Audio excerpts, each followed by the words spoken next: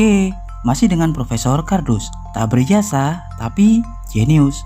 Radioaktivitas berasal dari bahasa Latin, yakni radius atau ray, yang artinya sinar, dan aktif adalah melakukan pergerakan atau perbuatan. Istilah ini pertama kali diciptakan oleh Pierre dan Marie Curie, yang berarti pergerakan sinar. Jadi radioaktivitas bisa dietimologikan sebagai sebuah aktivitas atau pergerakan dari sebuah inti atom yang tidak stabil, di mana partikel-partikel inti atom tersebut terlepas atau melepaskan diri dari ikatan nuklida atau inti. Ya, partikel-partikel yang terlepas dari inti itulah yang disebut dengan radiasi. Kita pasti tahu, jika atom memiliki nukleus atau inti atom, di mana nukleus tersusun dari proton dan neutron yang dikelilingi oleh awan elektron. Setiap unsur di alam semesta ini memiliki jumlah proton dan neutron berbeda-beda. Contoh besi yang bernomor atom 26. Ya, isotop besi yang paling stabil adalah besi 56 yang terdiri dari 30 neutron dan 26 proton, yang jika dijumlahkan jumlahnya adalah 56. Tapi besi dikatakan berisotop stabil karena jumlah proton dan neutronnya tidak terlampau jauh atau tidak terlalu jauh, yakni 26 proton dan 30 neutron. Karena jumlahnya tidak terlalu jauh, maka partikel-partikel di dalam inti atom besi akan saling mengikat. Hal itu yang membuat besi disebut dengan unsur stabil. Berbeda dengan unsur radioaktif yang notabene memiliki nukleus atau inti atom yang tidak stabil. Contoh, radioaktif yang paling umum yakni uranium dengan isotop uranium yang paling stabil yakni uranium 238. Yang diketahui, uranium 238 memiliki 92 proton dan 146 neutron. Uranium 238 dikatakan memiliki inti atau nukleus tidak stabil karena jumlah partikel-partikelnya terlampau jauh, yakni dengan 92 proton dan 146 neutron. Memiliki selisih berjumlah 44. Hal itu membuat ikatan inti atom atau nukleus sangat lemah, yang membuat partikel-partikel dalam inti atom tersebut sangat rentan dan akan terlepas dari inti atom.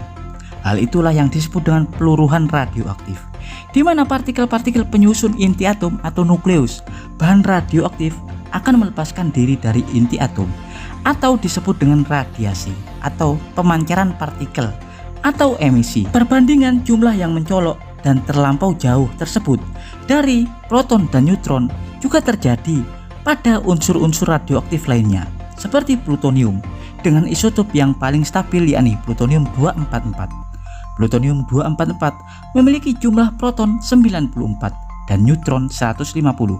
Keduanya terlampau jarak sangat jauh yang membuat inti atau nukleusnya tidak stabil, dan partikel-partikelnya pun dapat meluruh atau terlepas seiring berjalannya waktu. Ya, asal Anda tahu, dalam proses peluruhannya atau proses terlepasnya partikel dapat berubah wujud.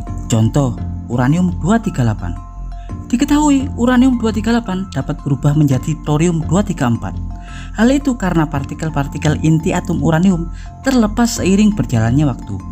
Proses rentang waktu peluruhan radioaktif biasa disebut dengan waktu paruh. Contoh, uranium 238 diketahui memiliki paruh waktu 4,5 miliar tahun, yang artinya uranium 238 akan meluruh atau kehilangan partikel-partikelnya sebesar separuh atau setengah jumlah awal dalam 4,5 miliar tahun. Jadi, dalam 4,5 miliar tahun, uranium 238 akan berubah setengah uranium 238 dan setengahnya lagi thorium 240, atau memiliki rasio 50% uranium 238 dan 50% thorium 234. Setiap unsur radioaktif memiliki paruh waktu berbeda-beda. Ada yang waktu paruhnya singkat, beberapa tahun, beberapa hari, bahkan hingga miliaran tahun. Proses peluruhan radioaktivitas ditemukan pertama kali pada 1896 oleh fisikawan Prancis Henri Becquerel. Penampakan visual dari proses pelepasan partikel saat meluruh dapat diamati dalam sebuah perangkat bernama ruang awan. Ya, tahukah Anda, jenis peluruhan radioaktif ada 3 macam, di mana setiap tipe terbentuk dari proses peluruhan partikel yang berbeda-beda. Yang pertama adalah peluruhan alfa. Peluruhan alfa memancarkan partikel alfa yang identik atau sama dengan inti atom helium. Peluruhan alfa melepaskan 2 partikel proton dan 2 neutron. Efek peluruhan alfa diketahui tidak berbahaya. Peluruhan alfa tidak dapat menembus materi seperti kulit manusia. Namun peluruhan alfa dapat berbahaya jika unsur tersebut langsung masuk ke jaringan tubuh atau ke dalam tubuh yang dapat merusak jaringan sel makhluk hidup. Dan kemudian yang kedua adalah peluruhan beta. Peluruhan beta terjadi ketika inti atom atau nukleus memiliki perbandingan jumlah proton dan neutron terlalu besar.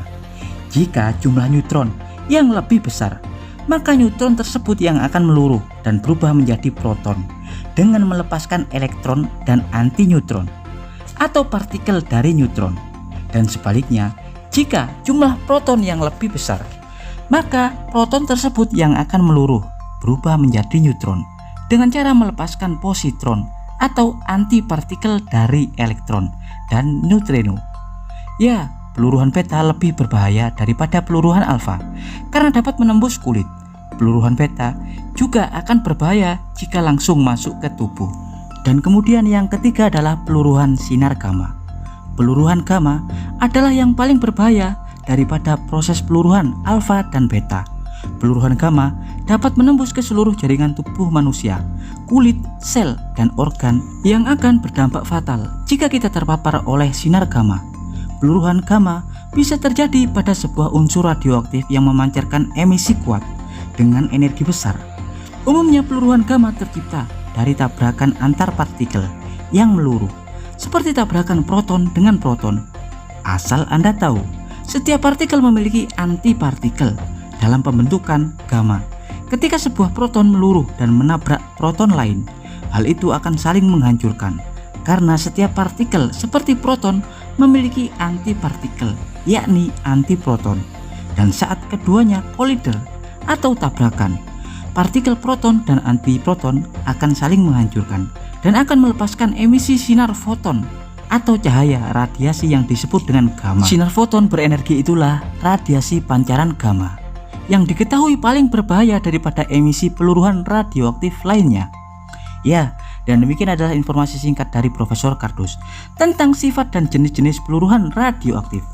Ya, Profesor Kardus dari sebuah laboratorium di Prancis 1885 bersama Henry Becquerel, Pierre, dan Marie Curie mengabarkan